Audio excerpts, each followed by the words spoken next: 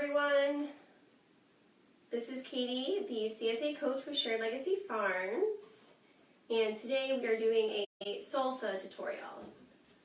And I'm just going to take a second here to sign in on my phone. This video is actually live in our Facebook group for our CSA program, so I want to be able to see if anyone can hop on and if they have any questions. So the farmers asked me to do a salsa tutorial, which is definitely one of my favorite things to eat this time of year. We always have some sort of fresh salsa in my refrigerator, but I feel like it's hard to do a tutorial because everyone kind of likes their salsa a different way. So we're going to talk about a basic standard salsa recipe. We get a salsa pack in our box this time of year that has some Roma tomatoes, jalapeno peppers, some onions, some garlic, and those are really like the four staple things to make salsa.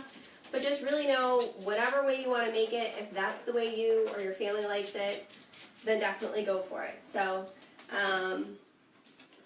alright, so basic salsa formula, like I said, in our salsa pack from Shared Legacy, we usually get some Roma tomatoes. There are a large variety of tomatoes that you can definitely use to make salsa. If you prefer cherry tomatoes or some of like the heirlooms or globe tomatoes, that's definitely okay. Romas are the preferred tomato because they don't have as much water content, so it doesn't make as watery of a salsa. Also, if you're planning on freezing your salsa, they're going to be a much better choice because they're not going to have as much water. So we'll talk about freezing salsa. We're not going to do a canning salsa tutorial right now. I myself am not a canner, although I know Farmer Corinna is, so maybe we can ask her about canning salsa. So today we're going to talk about fresh salsa. That'll be good in your refrigerator for at least a week. And then also how to freeze it if you want to freeze it. So Roma tomatoes are our preferred tomato, and you've got a few different options when it comes to making salsa. So you can make more of like a pureed, like restaurant style type salsa, and if that's the case, we can just kind of dice these guys up in big pieces, and we're going to use a food processor or a blender to blend up our ingredients. So our options in an ideal world is going to be to use a food processor like this. I don't have the whole bottom part, but the blade on this food processor of mine was actually recalled, and I'm waiting for the metal blade to come in. So I can't use this one today, so I'm subbing and using this NutriBullet one today. This is my preferred method though when I'm pureeing salsa. I prefer to use this type of food processor. This one doesn't allow me to use the pulse function as easily, and so it creates a little bit more of a pureed runny substance, but it will definitely do. So my standard salsa recipe that I'm going to recommend to you is to have at least 6 to 9 Roma tomatoes. So 6 to 9 Roma tomatoes, 1 to 2 onions, and 1 to 2 jalapeno peppers. So I'm not a big raw onion person, so I don't tend to use a lot of onion. I've got 2 small sweet onions here. So we've got our Roma tomatoes. Sweet onions are going to be the ideal onion for making salsa. They are sweeter and not as oniony as some other onions, but you could also use red onions. Red onions go really well in salsa. And if you had to, you could really use any onion, but the 2 ideal choices are going to be a sweet onion or a red onion, especially if we're not cooking this, which we'll talk about. So tomatoes, onion, oh wait, I'm going to kind of have to break this up into 2 separate batches here. Garlic, so usually 2 to 3 cloves of garlic. Shared Legacy Farms garlic tends to be a little stronger, so I just have 2 cloves in here, already kind of chopped up. And then our jalapeno. So those are our 4 basic things. Some people like to add some cilantro or some green pepper. I always tend to add a little bit of acid, so either some fresh lemon juice or lime juice. When you're adding the jalapeno, depending on the spiciness that you want, you just want to be super cautious with getting rid of the seeds or like the membranes inside. So I tend to kind of cut what I want from the outside here because I am not a spicy pepper person. So I kind of cut around the outside and leave the seeds intact in the center. So the spicier you want your salsa, you would want to include more of the inner membranes, that lighter green part of a jalapeno, or more of the seeds. I just like a little bit of flavor from the pepper itself, so I tend to kind of leave those things behind. So 6 to 9 Roma tomatoes, 1 to 2 onions, preferably a sweet onion or a red onion, 1 to 2 jalapenos depending on the spice, and then a couple cloves of garlic. I'm actually also going to throw a little bit of lemon in here.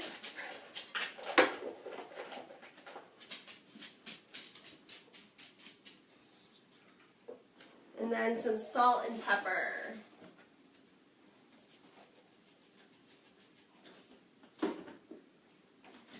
So since we're pureeing this is going to create more of like a restaurant style type salsa. And you just want to be cautious when you're doing that because it can get really runny really fast. So ideally if you're using a good food processor, you just want to pulse it maybe 8 to 10 times and kind of keep an eye on it. I'm going to step over here and use mine for a second.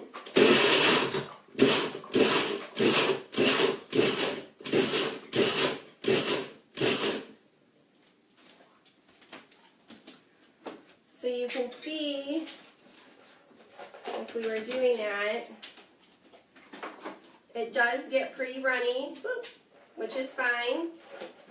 Now, if you tasted this and you didn't like the taste of it, you could always add some more ingredients after you've already pulsed it or pureed it, but you probably want to transfer this to a different container because if you continue to pulse this, it's just going to get runnier and runnier. So you can see that it's kind of chunky, not super runny. And then if I wanted to, I could continue to make more. So I'm actually just going to go ahead and throw in some more of my ingredients here to use them up. Salsa is really great as like a seasonal snack this time of year. We kind of use it as like a condiment. So it's low in calories and loaded with nutrients. So it's definitely considered like a nutrient-dense food. We tend to use it as like a condiment. So we'll use it alongside some eggs or an omelet, even on top of like a salad, or if we grill some chicken, throw some fresh salsa on top. So it's a really good, healthy, easy condiment to kind of have in your kitchen all the time. And if you're able to store it in a good airtight container, it will be good for 7 days.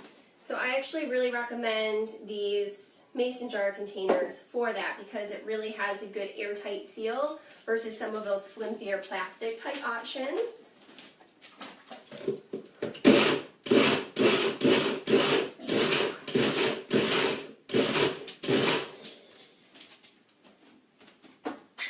So this NutriBullet definitely does the job, and you can see it smells really, really good. So you could obviously add some cilantro to this. You could have added green pepper. I would not add corn or beans to this until after you process it. So this is fantastic. This is going to be good in my fridge for 7 days. We can use it as a dip if we want for chips. I actually really like slicing up green peppers and kind of using them as a chip. I love the idea of veggies dipped in more veggies. So I tend to cut my green pepper up in like little bowls like this, little scoops, and then I can use it to dip in my salsa. So that's something that I like to have prepped in my refrigerator once I have my bell peppers. We're kind of on bell pepper overload right now. I'll cut them up like this and keep them in a Ziploc in my fridge, and that way I kind of have some veggie chips ready to go. So the other option when it comes to a fresh salsa is to make it a little bit heartier, more of like a salad, I'm going to say, and that's actually what I prefer to do when I am making salsa. So you could use a variety of tomatoes, and this takes a little bit more time because you're not just going to be able to throw everything in the food processor, so there's going to be some dicing involved. But this is actually like a go-to exit strategy for me when I have a lot of tomatoes, because I will eat this more as like a salad, I'm gonna say. I can definitely just eat a bowl of it.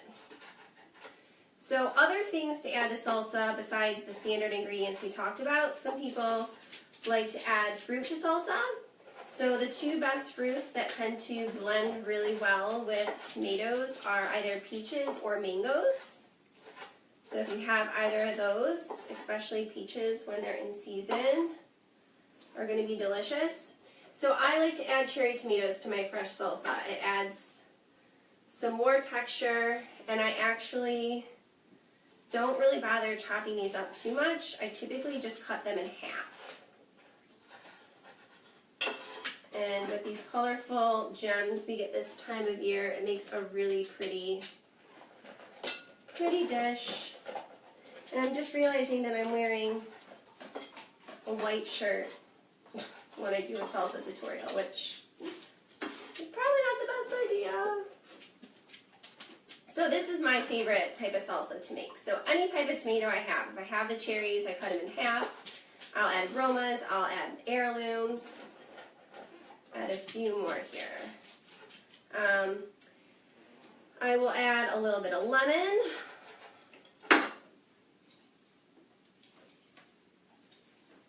Got some seeds, I'm gonna grab those out. So I actually don't add,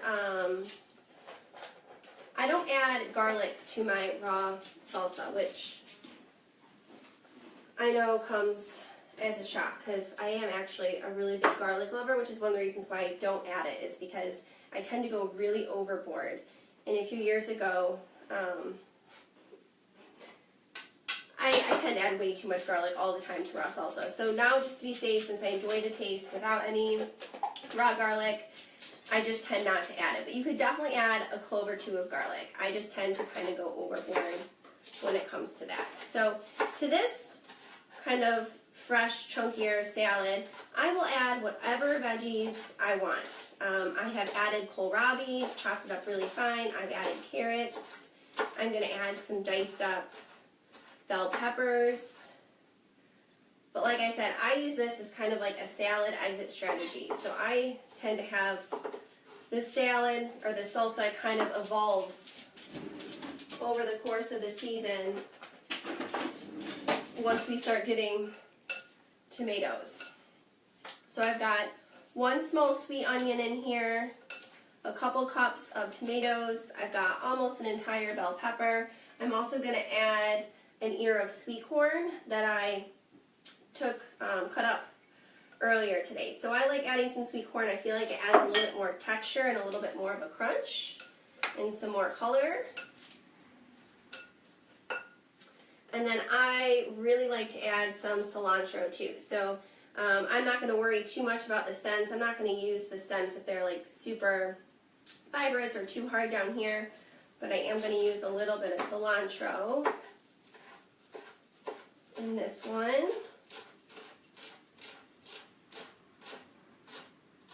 I was just watching this Gordon Ramsay video about cutting up fresh herbs, and that if you have a pile of green juice or liquid on your cutting board after you chop them up, you're killing it, he says. You're not going to get the good flavor, so you want to try to be cautious.